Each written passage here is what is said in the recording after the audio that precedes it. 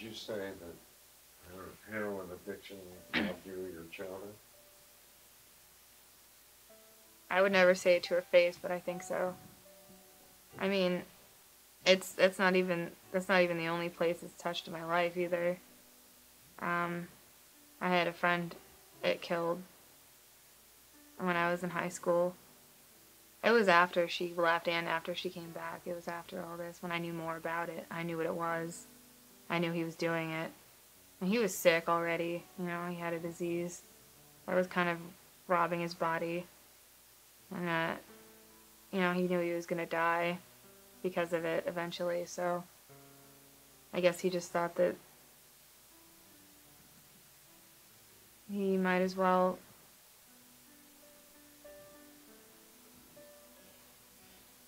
um, he might as well enjoy the time he had left, if that's what you call it. Maybe he wanted to get away from it. Um, I remember because he lost his voice eventually. He, because of the disease and because I don't know why he would ever do this, but I guess when he was using, he shot it in his neck. I don't know why he would ever do that. I don't know much about how it's taken, I guess. But it ended up causing him to lose his voice. So when I left for college, you know, we couldn't talk on the phone. So we emailed and stuff like that. And I guess he didn't have a phone either, so we couldn't text or anything. So we emailed. And I kind of eventually, you know, I got caught up with school. I forgot to keep checking my email. After a couple of months, I decided, hey, I need to go back and check my email. There's a lot of spam. I wonder if, you know, he's messaged me. And I get this message in my inbox that I had never found. And, well, no, that's right, no, this was after he died. Yeah, this is after he died and I was checking my email to clear out the spam. You found this email after his death? Yeah, it was after his death. I just... How old was he? Was he your age? Yeah, he was 2 years younger than me. So, and at that time I would have been 19, so he was about 17. He was beautiful. he was just a gorgeous kid. But I found this email from him because, you know, spam. I was just in a room full of people that night, just checking my email, going through all the spam, and I think maybe that's why I had stopped checking that email. Was because I didn't need it. He wasn't here anymore. I didn't think to check it after that, and so I needed it for something. I went and cleared out all the spam, and I found this message from him, and it was from right before he died, and it said, you know, I think this is my last night here. I'm sorry. I love you. You're a great friend. You're amazing. If I don't talk to you again, you know, don't think this is your fault. And just kept saying, like, I love you and you're amazing and I'm sorry and goodbye. And I found this, you know, like I said, after he was dead, and I was floored because I knew what that meant he'd done. I knew that meant that he had, I don't know. I wasn't home when he died. I was in college, so I didn't go to the funeral. I couldn't go to the funeral. His funeral was in California because that's where his family was. But I don't know. I guess I never checked to see why he had died. I thought it was the disease. I didn't want to know because I feared that it was from what he was using. And when I saw that, I knew that's why. Like I knew that meant that's what he'd done to end his life so that he didn't have to be killed by his disease. But or I don't know if it was an accident. I don't know if he wrote that after he'd taken too much. It was kind of a manic email. And I couldn't tell if it was like that because he was dying or because he knew he was going to.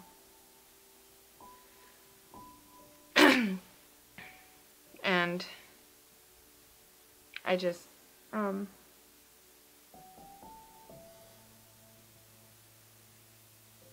it's just something I can't forgive. Because kids my age do drugs all the time. I've done drugs. Everyone has, my age, pretty much. Recreationally, hard or soft, whatever. It doesn't bother me until you get to this. Because I can't forgive it. And I know, it's all about the user, they had a choice. But they don't always have a choice. I mean, from talking to my friend that overdosed, and I never talked to my mom about it, but it's got to be something pretty strong to make a mother leave her children. And from talking to other people that I know that have used, I know that it's like a chemical thing. After you dance with the devil, as it were, you can't always let go. And, what drove you to use drugs? What drugs did you use, and how did you emerge without becoming an addict?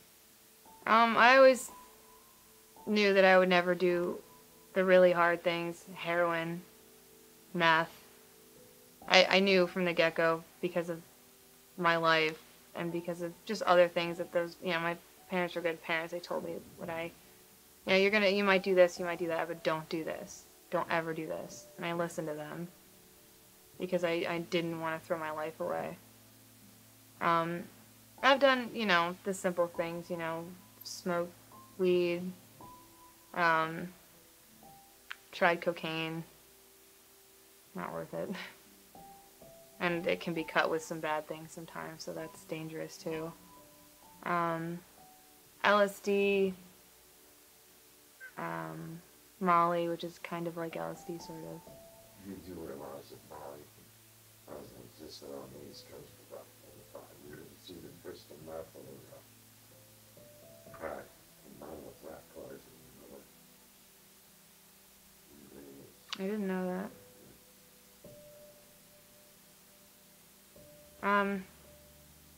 I did them because curiosity, I guess. Maybe somewhere. But you didn't find it an objective way of trying to hide your emotional pain. You never went down that path. And what makes you different from Ron? Because most kids in your scenario follow that drug train. What makes you different, Jake?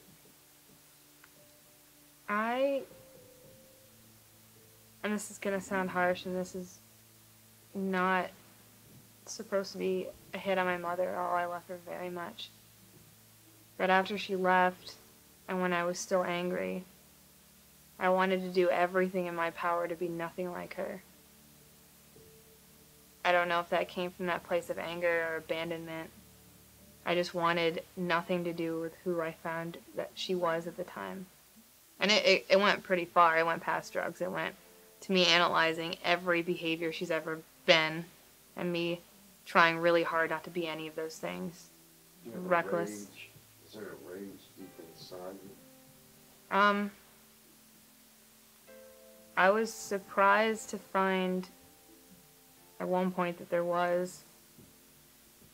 I felt almost every extreme emotion to the highest level, I think. And they surprise me every time. There was a point in my life where, and it could have been the relationship I was in at the time. Some people bring out the worst in each other. Because when you're with somebody, sometimes you want to try so hard to understand them if you really care about them. And sometimes you can't, no matter how hard you try, because they can't either. And sometimes that gets so frustrating. Well, yeah, okay. Cutting was the worst thing I ever did. There was one that was really bad. It was probably the last one, I think. It was the worst one. It was when I was getting in a fight with that person that I was with that, you know, just ended up making me crazy. And we gotten really violent with each other, and it was a really bad fight, and I felt so bad about it that I had that feeling again where I didn't want that rage in my body. I didn't want to be able to be that person. And I didn't know what else to do, and I got manic to the point where, you know, I couldn't rationalize anymore, and I wanted... It was a cross between, I think, because people say, you know, you cut for attention, and that's not true in the sense that they mean it. Sometimes it's this unconscious thing where you want this person, if it's because of another person, you want them to understand your feelings. And it's kind of hard to say that, but in a way that you'll understand, I guess. But it's like, you know, I want you to understand how much I mean this, how much I care, how sorry I am. And it's crossed between that and wanting to get something out of yourself.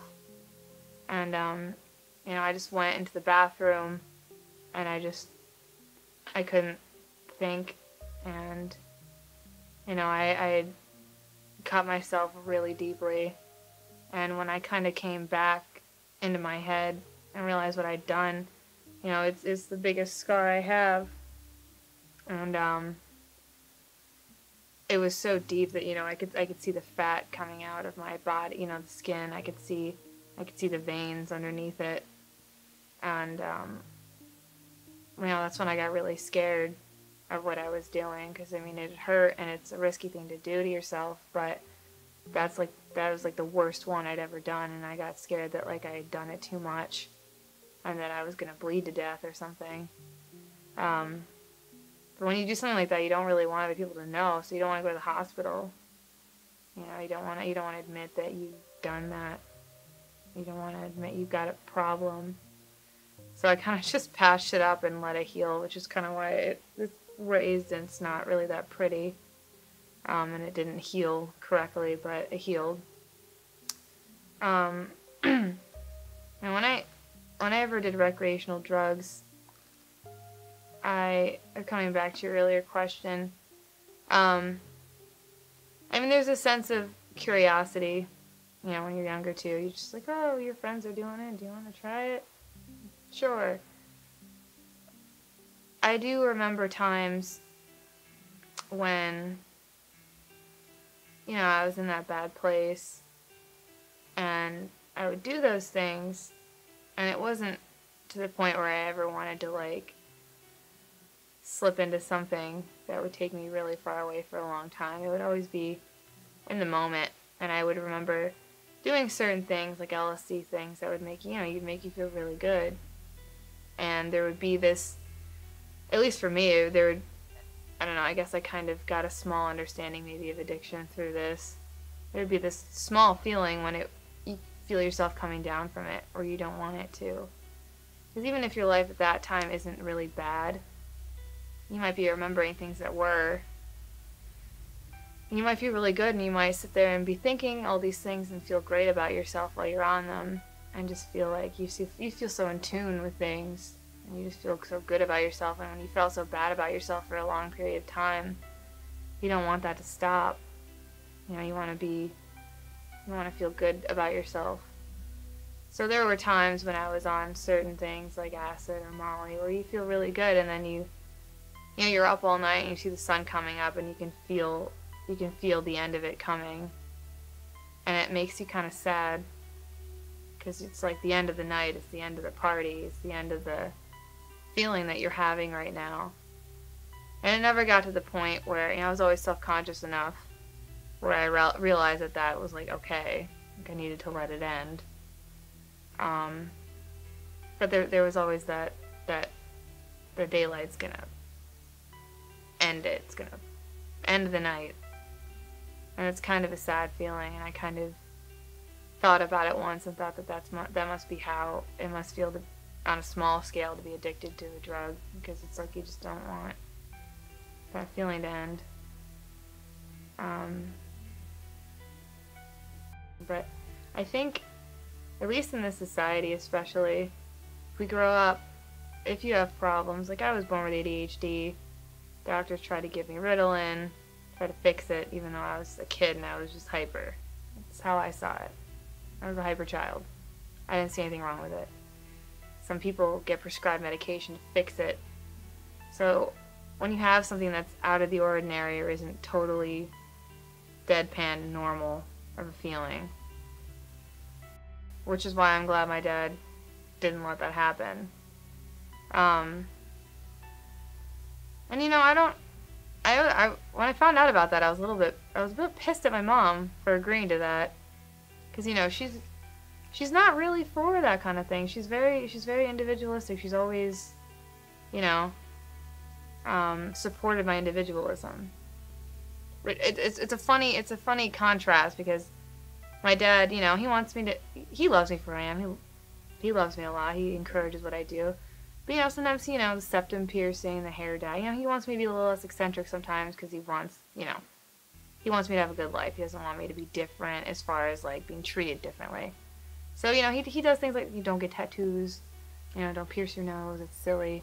My mom's always been like, go for it, that sounds like fun. So it was just a weird contrast thinking about it, like my mom was the one that was going to be okay with me being on this drug. Messages.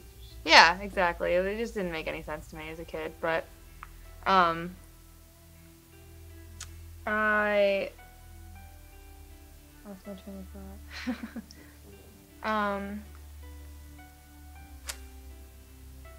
I think that with people my age, just in society a lot, like when they, from an early age at least, I learned this, you know, if you're too different, there's something wrong with you. Which kind of translates to, if you have too many emotions, there's something wrong with you. Which translates to, don't talk about your emotions a lot, because there's going to be something wrong with you. If you're, you know, why are you so emotional about this? Everyone else is fine, which is bullshit, because everyone has problems, they handle them differently.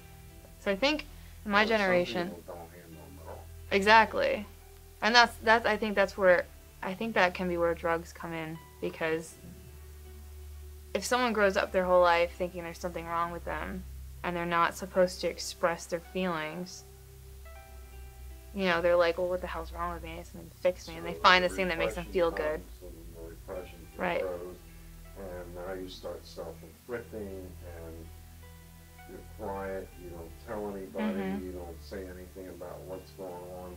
But you still have those emotions. Yeah. So it's like, what do you do to find an outlet for those things? And I think if someone finds a drug maybe that makes them feel good, that makes them feel like themselves, makes them feel like they can, you know, you can be weird on drugs. That's what you do on drugs. It's normal to be weird on drugs. So like if that becomes something where someone feels comfortable and they feel good while they're using it, like, and then you're in the society that thinks prescription drugs are okay. You know, take all these pills so you can be normal. Like, what kind of mentality is that to set up? Why wouldn't someone think that taking a hard drug just because it's not a prescription drug to make them feel good is any different? Even though there's some high risks involved with doing that. But then, you know, if you can't find another outlet, and I remember when I started making real friends here, you know, because I moved pretty far away from home, and I made superficial friends. I remember my freshman roommate, when I had just started talking about what happened to me when I was younger with the first boyfriend, with that whole thing, with the assault and everything,